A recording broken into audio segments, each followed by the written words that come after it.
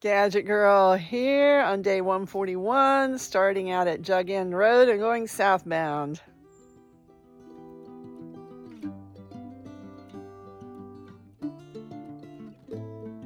Of course, we're into uphill rock scrambles to start with. Yep, that little crack in the rock, that's the trail, and it goes on up. More of the trail this morning. Got a little partial view from here. Really foggy and misty down in the valleys.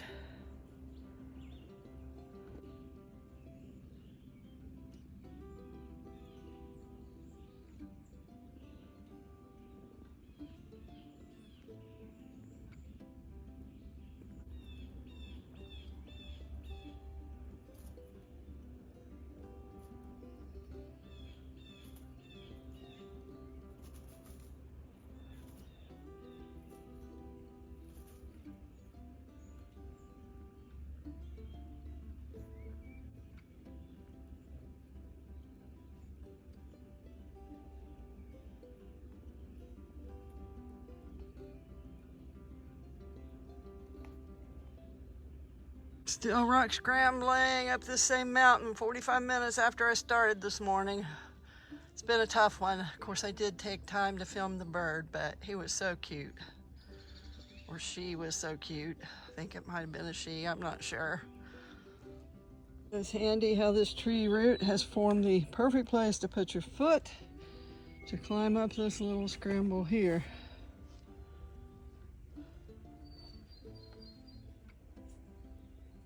Getting a little better view now. Next up, scrambling up this, which may give me an even better view. Oh yes, fabulous view now.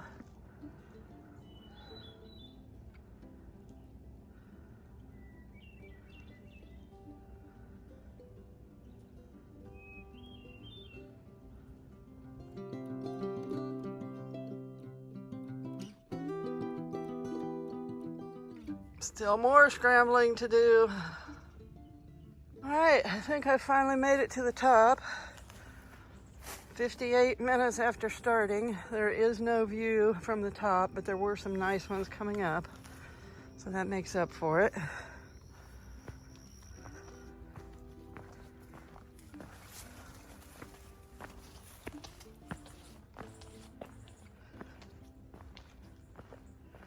I guess I'm wrong. This is not the top. There is still some more climbing to do. It was only a temporary reprieve. Got a little more ways to climb. Another section, very vertical. This is the trail at the end of that vertical section. Pretty much solid rock up through there. There's a cairn up here at the top of that climb, I guess to point the way to the climb. Not sure, because it's definitely not the top of the mountain. The mountain actually has several little peaks and valleys to go over before you get to the final top.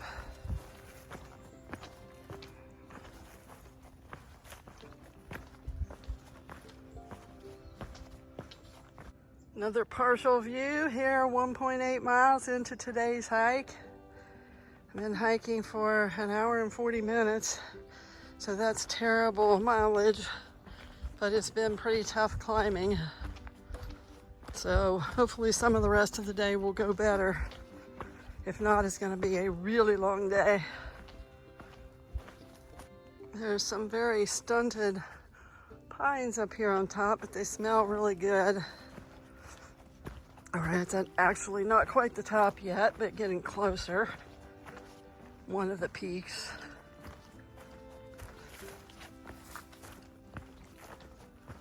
It's gotten a little bit easier, not real easy, but not quite as steep of a scramble as at first.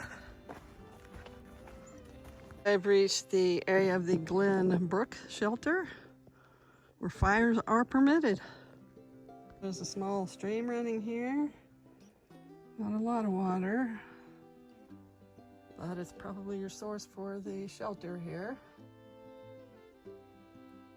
Interestingly enough, just, I don't know, less than 1/10 of a mile down the trail, there's a sign there is another shelter here. It's interesting, there are two right together. Came to check out the Hemlock shelter. Here it is. Apparently has a loft. Can't get a real good photo because of the lighting, but up there's the loft. It's a really nice fire ring with seating area here at the Hemlocks. And up there on the hill is the privy. Privy has a cute little AT symbol on the door with a screen for ventilation. I've reached the intersection of the Gilder Pond Trail and the Appalachian Trail.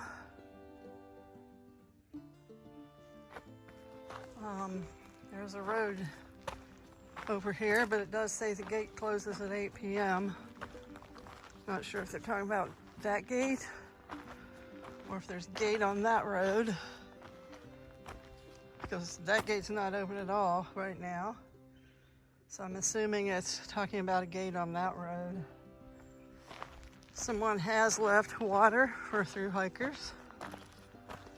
Kind trail angel.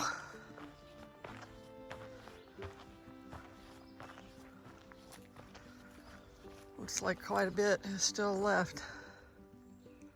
There's a neat older sign here. Appalachian Trail, Land and Water Conservation Fund, National Park Service, Department of Interior. It's getting a little deteriorated, but I like the older things. And there's another sign over here.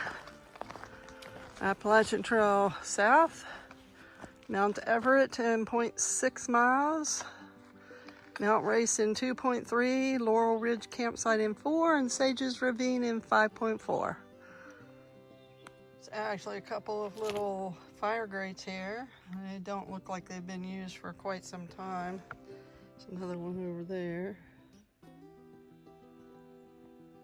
It does say no camping here on one of the signs.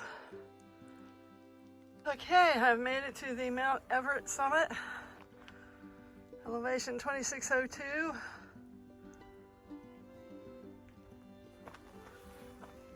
It's been 4.6 miles and it's taken me 4 hours, which is really bad on the time, but it's a steep climb.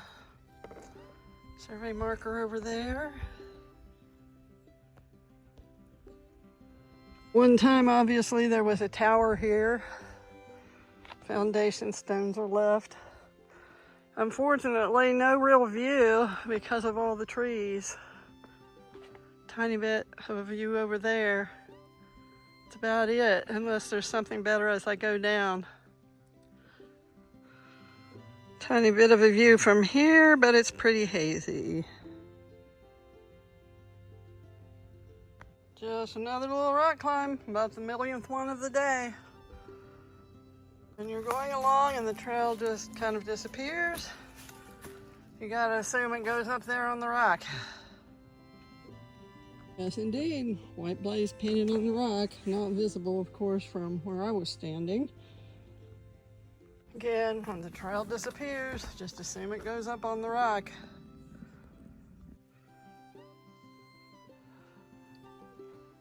Really,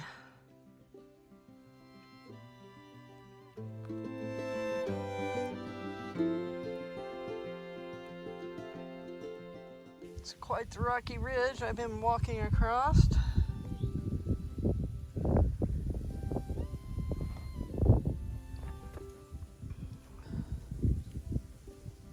Starting to get a nice view though. Some of these trees were not quite so tall, it'd be even better.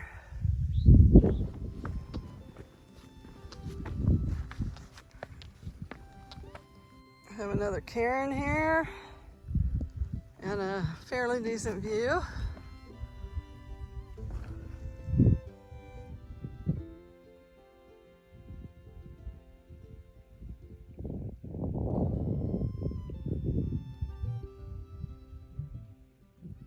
Even better view here, 100 yards or so up the trail.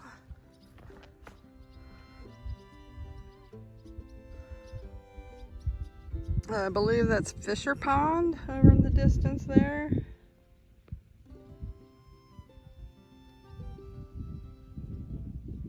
I am really high up here.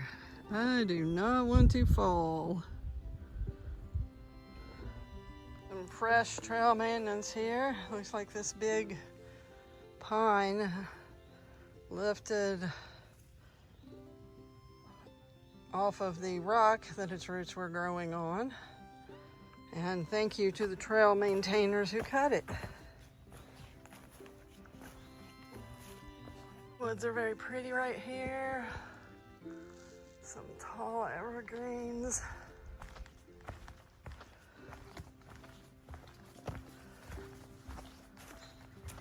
A place that's almost leveled out, which is unusual today.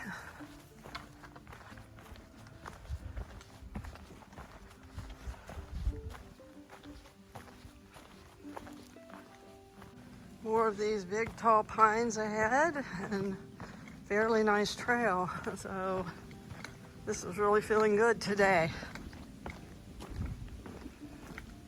Especially after all those rock scrambles.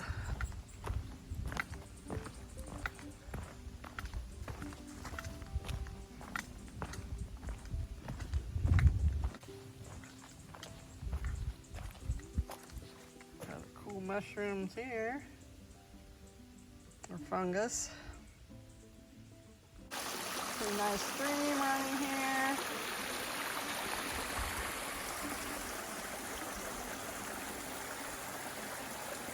I've made it to the intersection of the trail to the Laurel Ridge campsite, which is over that way.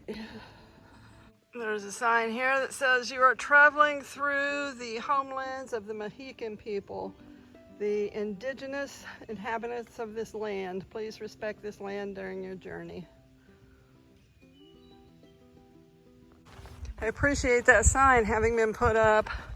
Otherwise, without a lot of research and digging that we may not have time for, it's hard to know who inhabited this land originally, or at least as far back as we know. So thank you, whoever put that up.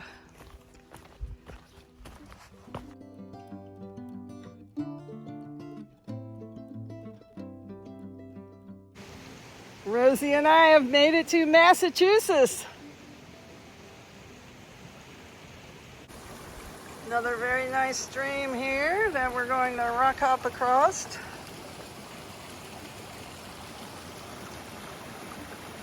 The trail continues by this stream and it's just absolutely gorgeous right here.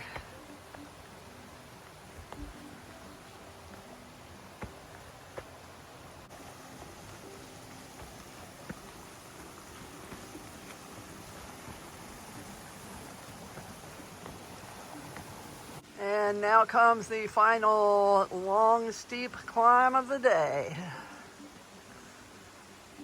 Beautiful little waterfall here.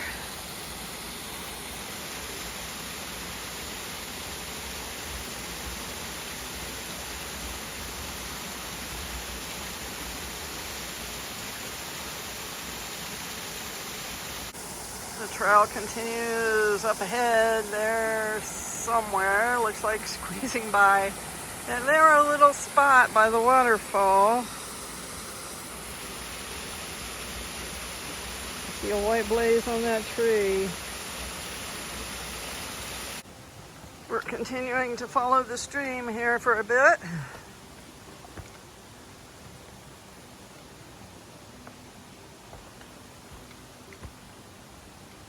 Log bridge across here.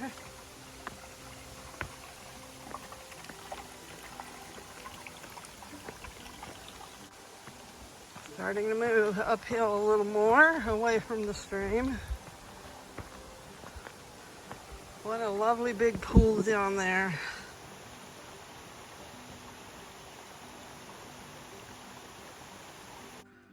I've reached the intersection of the Paradise Lane Trail, which goes over that way. Apparently what I was going through was Sage's Ravine. It was just a little preliminary to the steep climb that's coming, which should start anytime. Another state down. Rosie and I have made it to Massachusetts. Made it to the intersection where you can go over that way to Mount Washington Road parking. But we're going to continue up Bear Mountain, which is the last big climb for the day. Yep, this trail goes up that way.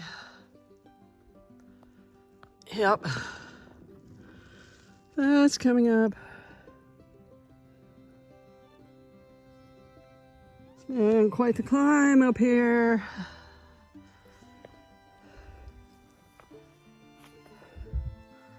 Still a little bit to go, but almost there. This is the easy part of the rock scramble. Just a little more rock scramble to go.